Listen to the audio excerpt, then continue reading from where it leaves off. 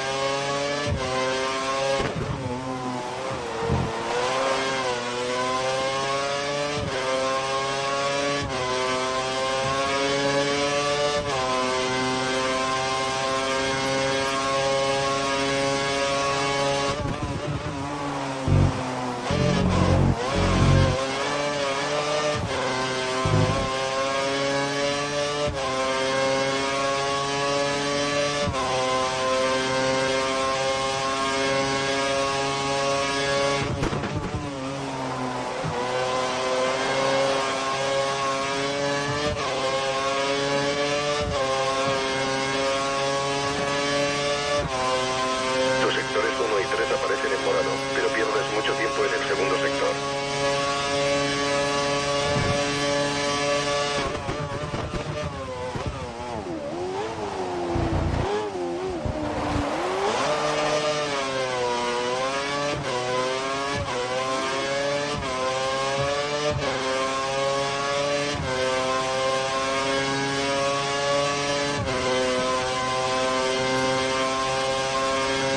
El tanque está casi vacío. Tendrás que entrar a repostar en las próximas 2 vueltas.